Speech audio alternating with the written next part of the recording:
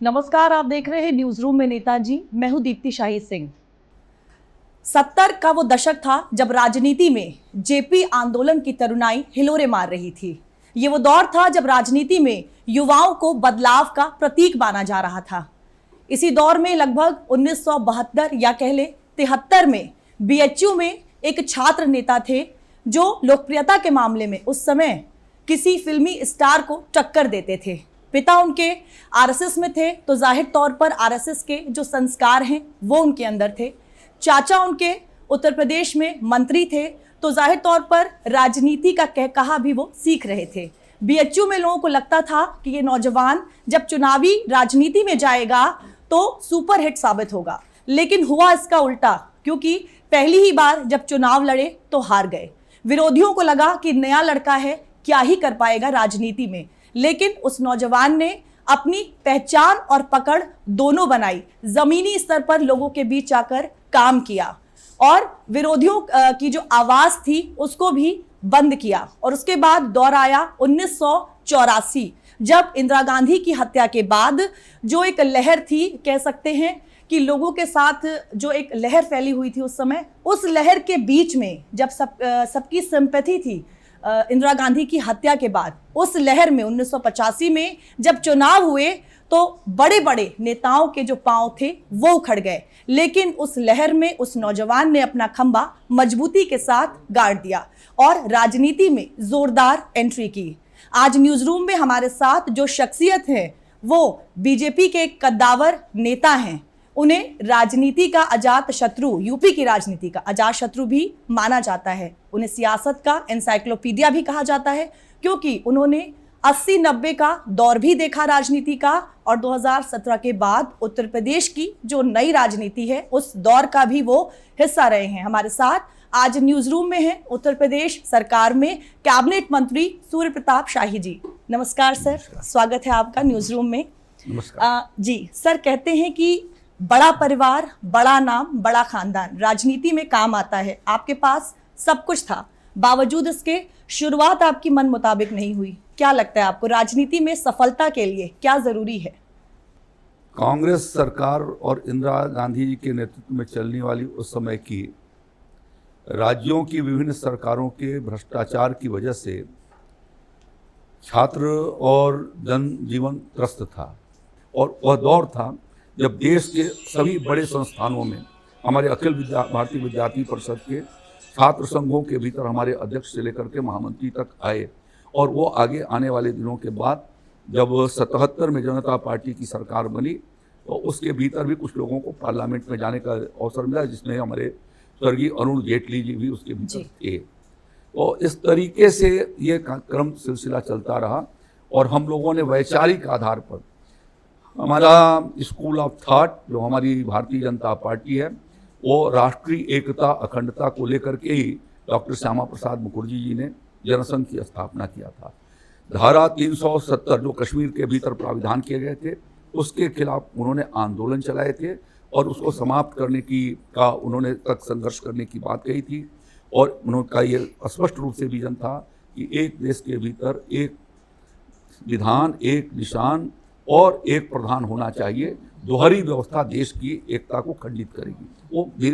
वो बाद के दिनों में परिलक्षित भी हुआ और इसलिए जनसंघ के ज़माने से लेकर के भारतीय जनता पार्टी ने उसको ध्यान में रखते हुए अब तक उसको अपने एजेंडे पर बनाए रखा, जब तक प्रधानमंत्री नरेंद्र मोदी जी ने धारा 370 को पूर्णतः समाप्त नहीं कर दिया। और आज जम्मू कश्मीर का जो अलग जो एक व्यवस्था थी उसको आज भारतीय संविधान के भीतर देश के अखंड हिस्से के रूप में उन्होंने स्थापित कर दिया है। 85 से 89 के बीच में मैं चुना गया था, तो उसी बेसिस पर जनसंघ के नीतियों को और भारतीय जनता पार्टी की नीतियों को आम आदमी तक पहुंचाया जाना और उसको ठीक प्रकार से उनकी नर्सिंग किया जाना, उनकी सेवा किया जाना। और उसी की वजह से उस जब कांग्रेस की लहर थी उस जमाने में भी हम लोग यहाँ पर प्रतिनिधित्व किए और आगे चल कर के आज भी हम उसी दिशा में आगे की ओर बढ़ रहे हैं। और जिन जिन विभागों के भीतर मुझे काम करने का अवसर मिला है, मैंने ये कोशिश किया कि भारतीय जनता पार्टी की जो स्थापित नीतियाँ हैं, जान है तो जहान है। और मैं कल्याण सिंह जी के साथ स्टेट मिनिस्टर होम था, तो हम लोगों का यही सिद्धांत था कि हम पहले लॉ एंड ऑर्डर को ठीक करेंगे। जान की कीमत जो है वो अमूल्य है, और योगी जी की सरकार में भी आज जो है वो जान की कानून व्यवस्था की प्राथमिकता है। जान की कीमत अमूल्य मान करके हम उस हिसाब से कठोर कार्रवाई ऐसे अपराधियों के खिलाफ करते हैं।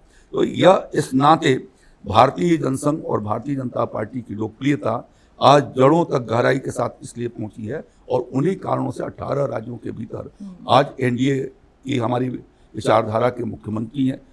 अधिकांश तो भारतीय जनता पार्टी के हैं, शेष हमारे सहयोगी दलों के हैं। 18 राज्यों के भीतर आज जो हमारी सरकार चल रही है और 60% जनता का भागीदारी कर रही है, उसका कारण यही है कि हम सही दिशा में सही तरीके से आगे की ओर बढ़े हैं, और उसी का प्रतिनिधित्व हम भी कर रहे हैं। जी सर, जब आपने राजनीति में आने का फैसला लिया तो घर वालों की क्या प्रतिक्रिया थी? क्या उस समय घर वालों ने ये नहीं कहा कि एलएलबी किया है, अच्छी नौकरी करो, कहाँ राजनीति के चक्कर में फंस रहे हो? मेरे पिताजी की यही इच्छा थी कि मैं राजनीति से अलग रहूं, और उन्होंने कोशिश भी किया, लेकिन मेरे चाचा जी उस समय काफ़ी अस्वस्थ थे, और वो 81-82 का दौर था, और उस समय कांग्रेस के खिलाफ भारतीय जनता पार्टी एक कमज़ोर पार्टी के रूप में थी, और राजीव गांधी जी ने भारतीय जनता पार्टी के सामर्थ्य पर हंसी उड़ाते हुए पार्लियामेंट में कहा था। उस समय जब इमरजेंसी के ज़माने में एक बहुत बड़ा नारा था फैमिली प्लानिंग का, हम दो और हमारे दो। तो यह बात उन्होंने भारतीय जनता पार्टी के लिए कहा कि हम दो और हमारे दो, यानी नेता अटल जी और आडवाणी जी और उनके पार्लियामेंट के 2 सदस्य, यहीं तक पार्टी सीमित है। आज मुझे खुशी है कि भारतीय जनता पार्टी पिछले लगातार 3 चुनाव में वो 2 बार तो पूर्ण बहुमत की सरकार के साथ, थम्पिंग मेजॉरिटी के साथ दूसरा टेन्योर रहा मोदी जी का, और तीसरा भी टेन्योर 240 के साथ है। एनडीए की ताकत मिलाकर के हम आज पूर्ण बहुमत की सरकार चला रहे हैं, और कांग्रेस जो उस समय कही थी हम दो हमारे दो, वो दहाई के भीतर है। सर, आपने कहा पिताजी नहीं चाहते थे, बावजूद इसके आप राजनीति में गए, आरएसएस के साथ भी आप जुड़े रहे। मेरे चाचा जी ने अनुरोध किया कि मेरा अंतिम समय है और मैं चाहता हूं कि कोई न कोई कांग्रेस के विरोध में इस क्षेत्र से लड़े। वो ऊसर क्षेत्र था, कस्या विधानसभा थी, और उस समय तक कोई भी जनसंघ का या भारतीय जनता पार्टी का प्रतिनिधि वहाँ से नहीं चुना गया था। जल्दी उम्मीदवार एक सशक्त नेता थे स्वर्गीय राजमंगल पांडे जी, उनके खिलाफ कोई कार्यकर्ता या नेता चुनाव लड़ने के लिए तैयार नहीं था। तो उन्होंने कहा कि मेरी आत्मा को शांति नहीं मिलेगी जब तक कि कोई उनके खिलाफ नहीं लड़ता है, इस नाते मुझे 80 का चुनाव लड़ना पड़ा था, और उस समय मेरी जमानत जब्त हो गई थी। लेकिन मैंने कोशिश किया, जो मैंने सीखा था विद्यार्थी परिषद में, जो सीखा था आरएसएस के भीतर। आरएसएस एक काइडर बेस्ड ऑर्गेनाइजेशन है, विद्यार्थी परिषद कार्यकर्ताओं आधारित एक जन संगठन है। तो हम लोगों ने प्रयास जो किए थे उसके आधार पर जनता को जोड़ने का, और जनता के भीतर हमारे कार्यों का विश्वास हुआ। इसी नाते विपरीत परिस्थितियों में मुझे उन्होंने वहाँ से प्रतिनिधित्व का अवसर दिया था। बिल्कुल। सर, अगर बचपन की बात की जाए, माँ और पिताजी दोनों में से किसके ज़्यादा आप करीब थे? अपनी बातें, अपने सपने किसके साथ बांटते थे, किससे बातें करते थे ज़्यादा? देखिए, माँ तो हमेशा हमेशा बच्चे के करीब होती है जी, और बच्चे जो है हमेशा माँ से खुल करके बात करते हैं। पिता के साथ एक थोड़ा गार्डेड तस्वीर रहती है, लेकिन मेरे पिताजी भी एक अच्छे प्रभावी अधिवक्ता थे, और संघ के एक काफ़ी आरएसएस के वो चूँकि संघ चालक थे, जिला संघ चालक रहे, विभाग संघ चालक रहे, और एक तरीके से उत्तर प्रदेश के मानिंद लोगों में से जो संघ के कार्यकर्ता थे उसमें से वो एक थे। तो इस नाते विचार विमर्श उनसे भी होता रहता था। बिल्कुल। सर, बचपन की कोई ऐसी सीख जो बड़े होने के बाद, खासतौर से राजनीति में आने के बाद, आपको लगा कि ये बड़ी सीख है और अब राजनीति में भी आप उसका इस्तेमाल करते हैं, उस सीख का? देखिए, जहाँ तक मेरे पिताजी का एक जीवन बड़ा संयमित था जी, और एक बहुत अच्छे अधिवक्ता थे, और एक तरीके से वो कानून के क्षेत्र में लॉ के जुरिस्प्रूडेंस के यदि मैं कहूँ तो उसकी इंसाइक्लोपीडिया थे वो। तो मैं जब वकालत के क्षेत्र में आया था तो उन्होंने वो मेरे ऊपर जिम्मेदारियाँ देते थे। तो मैं ये कह सकता हूँ, मुझसे लोग कहते हैं आप बराबर लिखते रहते हैं। मेरी आदत है कि कोई मीटिंग होगी तो मैं उसको लिखता रहता हूँ। लिखने से वो मेरे को याद रहती है कि सुन लेता हूँ तो वो बातें भूल जाती हैं थोड़ी दिनों के बाद, लिखी जाती हैं तो याद रहता है कि नहीं, ये चीज़ हमने लिखी है, और कभी पन्ना पलटते हैं तो रिमाइंड होता है उससे। तो उन्होंने मुझे वो सीखने का अवसर दिया। तो वो अवसर में हर तरीके से मेरे को जब पहले, अब तो थोड़ा समय नहीं मिलता है, लेकिन 96 तक या 2002 तक मैं कहूँ तो हर कॉन्स्टिट्यूएंसी के अपने हर बूथ के 20-25 लोगों के नाम हमारे डायरी के भीतर भरे रहते थे। तो इस वजह से आज हमारा जो कृषि विभाग की जो योजनाएं थी, जब मैं आया था तो 2200-2300 करोड़ रुपया बजट का खर्चा हो पाता था।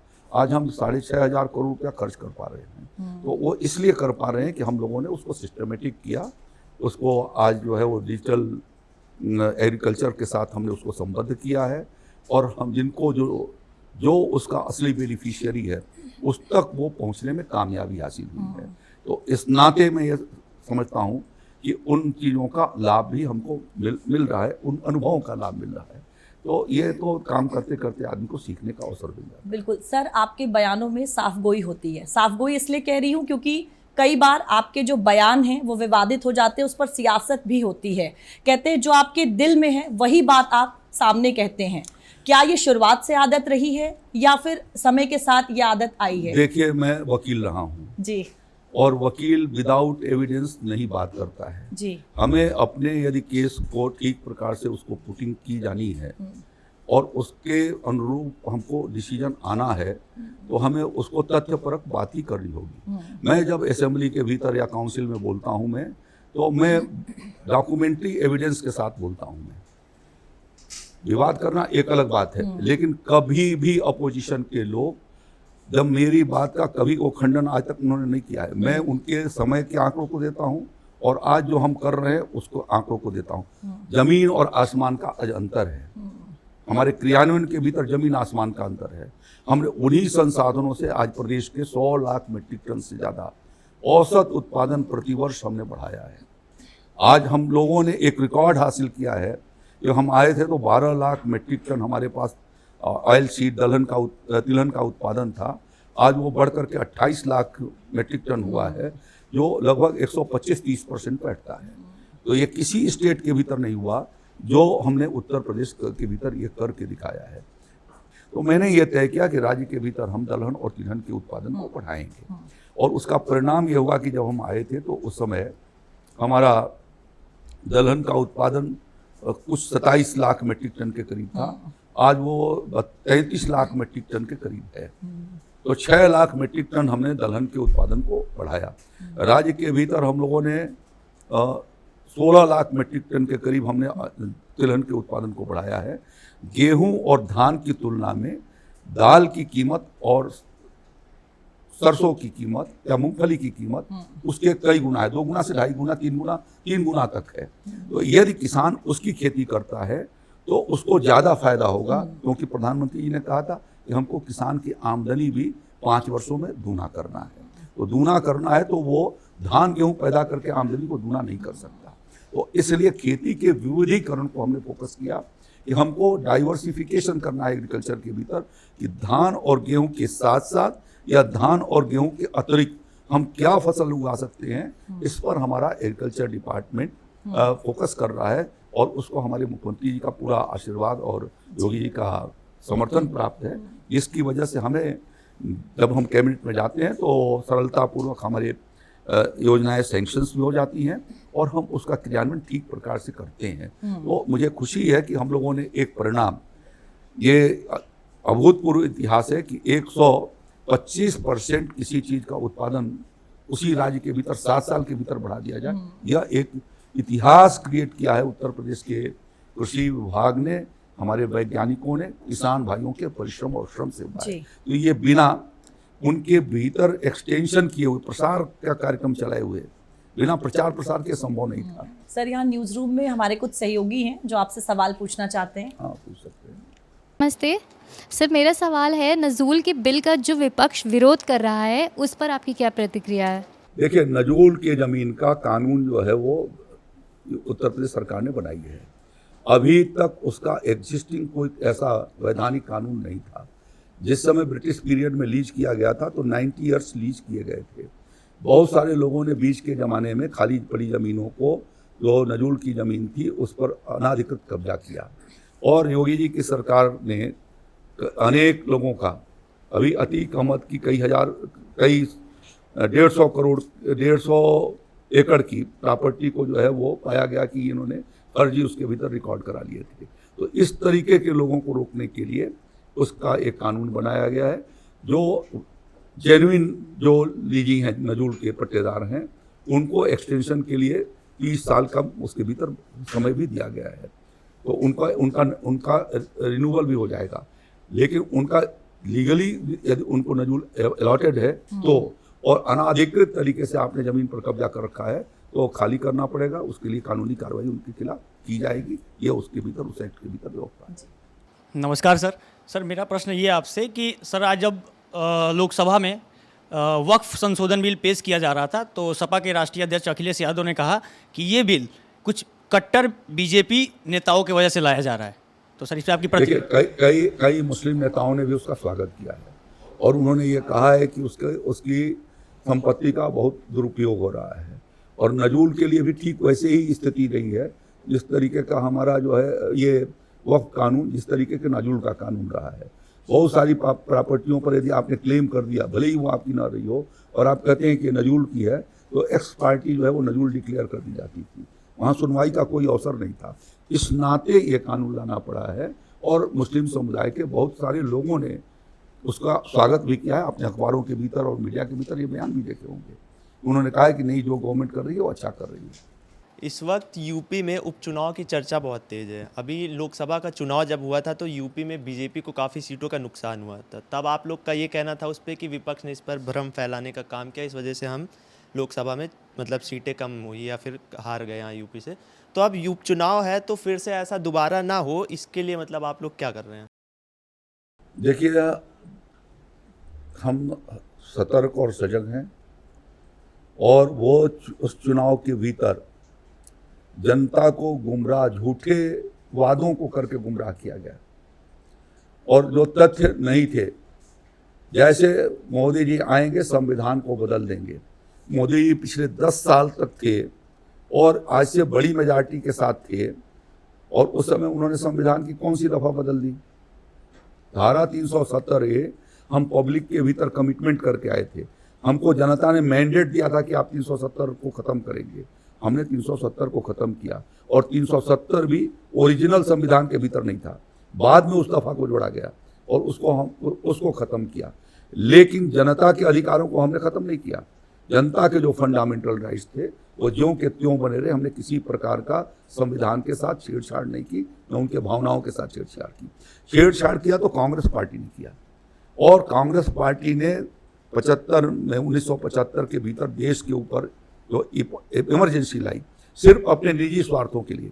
उनके नेता ने हम प्रधानमंत्री की कुर्सी बचाए रखें और पार्लियामेंट के ताकत को हम सस्पेंड कर दें, जुडिशरी के ताकत को सस्पेंड कर दें, पत्रकारिता को सस्पेंड कर दें और लोगों को बोलने का अधिकार, आवागमन के अधिकार को हम खंडित कर दें। मौलिक अधिकारों का सत्यानाश तो उन्होंने किया था।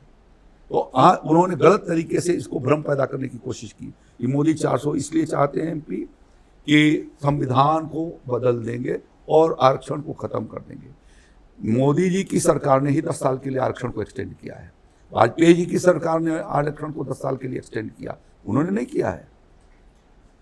तो ये इस तरीके का भ्रम पैदा करके और झूठे नारों के आधार पर खटाखट 8,500 रुपया आ जाएगा। कहाँ से आएगा? कभी उन्होंने जनता के बीच में नहीं रखा कि 8,500 रुपया कहाँ से आएगा।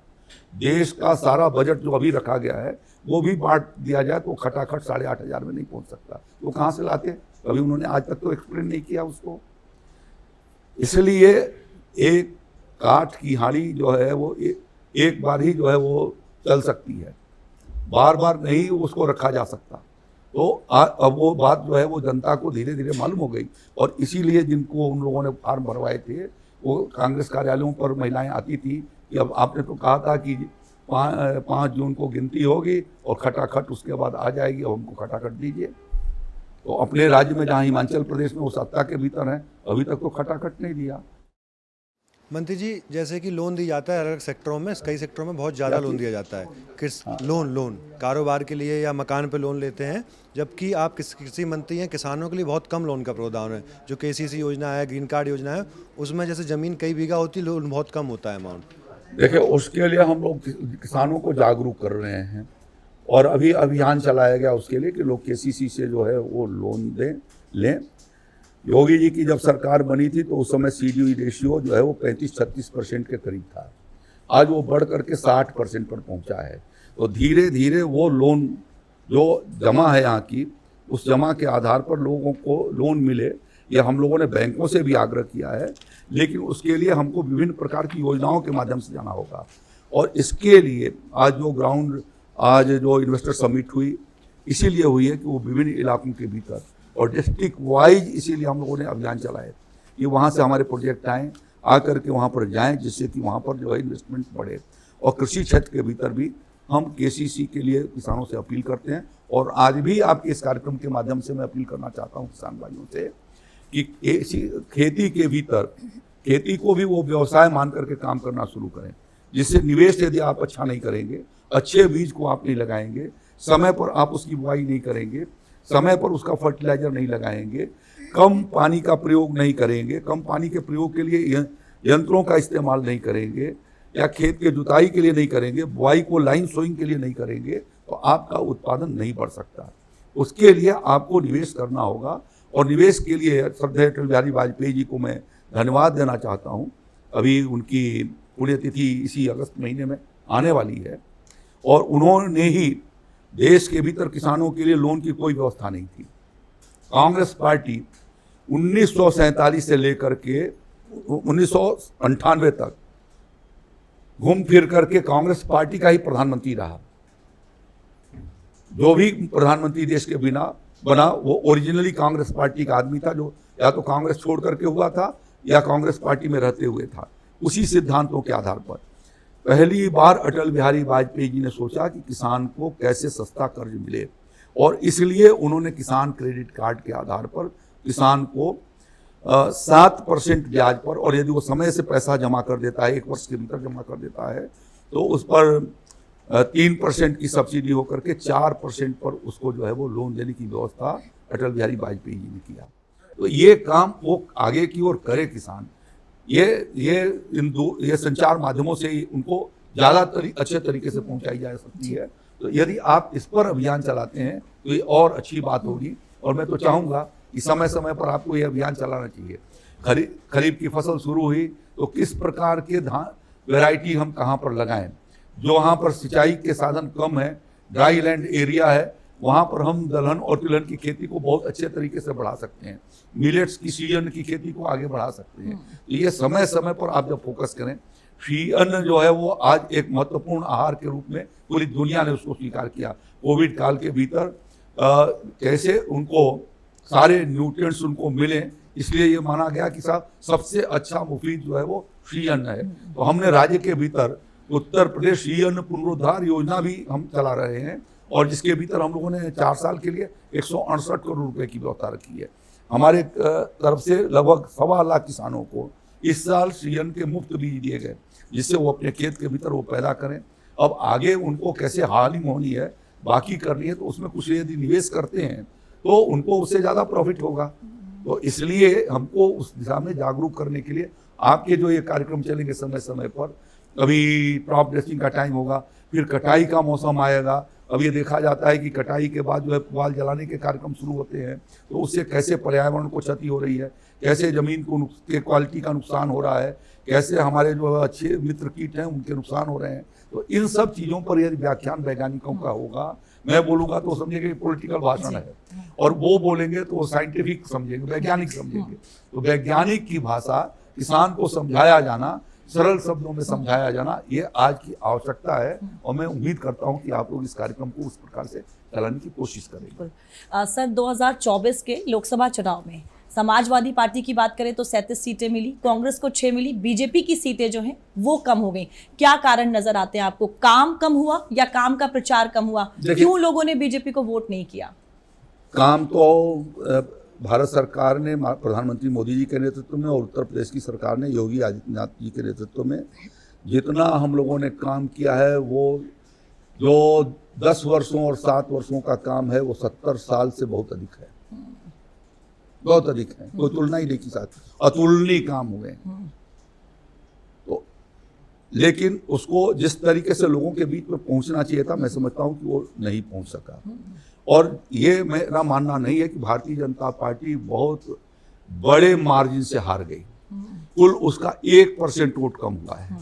तो 1% वोट कम विभिन्न कारणों से हुआ, उसके कई कारण हैं, उसकी मीमांसा पार्टी कर रही है। लेकिन ये हमारे सामने ये बात आ चुकी है और एक ये ट्रेंड है कि बीजेपी को रोकने के लिए सभी इकट्ठा हो जाएंगे। यूपीए क्यों नहीं बंगाल के भीतर इकट्ठा थी, यहाँ तो आकर के लड़ रही थी, एक सीट पर लड़ रही थी यहाँ पर आकर, लेकिन कांग्रेस को वहां पर जगह नहीं मिली थी, अलग अलग लड़ रहे थे। वो दिल्ली के भीतर आकर के यहाँ पर लड़ रहे थे, लेकिन वहाँ जो है वो अलग अलग लड़ रहे थे। तो वो कौन सा एलाइज था, बिना किसी नीति के और नियत के उन लोगों ने सिर्फ जो है वो मोदी जी और बीजेपी को रोकने के लिए वो इकट्ठा हुए। आने वाले समय में धीरे धीरे वो बिखर भी रहे हैं, जहाँ पर उनके अब वो कहते हैं कि नहीं दिल्ली के भीतर कंप्रोमाइज नहीं होगा, हम अकेले आप लड़ेंगे, तो बोलना शुरू किया है उन्होंने। तो देखिए समय का इंतजार कीजिए, लेकिन हम अपने सतर्क हैं। हमारा एक कैडर बेस्ड ऑर्गेनाइजेशन है, हम जनता के बीच में जा भी रहे हैं, बात भी कर रहे हैं। तो हमारा जो काम है वो देश के भीतर राष्ट्रीय चेतना को भी खड़ा करना, सामाजिक परिवर्तन को खड़ा करना, और सामाजिक परिवर्तन के साथ साथ भारतीय जनता पार्टी, आरएसएस, विद्यार्थी परिषद वह संगठन से ऊपर सेवा को मानते हैं। और इसलिए अभी जहाँ पर बाढ़ आए केरला के भीतर भी कांग्रेस के लोग नहीं गए, वहाँ के एमपी गए, वो 4 दिन बाद वहाँ पर पहुँचे, लेकिन आरएसएस का कार्यकर्ता सुबह सूचना मिलने के तुरंत बाद और तुरंत वो हाफ पैंट पहन करके और उतर गया मैदान के भीतर कि हम उन आपदा में घिरे हुए लोगों की हम मदद करते हैं। तो हमारा काम ही अलग प्रकार का है। हम कांग्रेस पार्टी नहीं है ना, हम कांग्रेस पार्टी हो सकते, हम न समाजवादी पार्टी है, हम समाजवादी पार्टी की तरह से हल्ला बोल की सरकार नहीं चला सकते।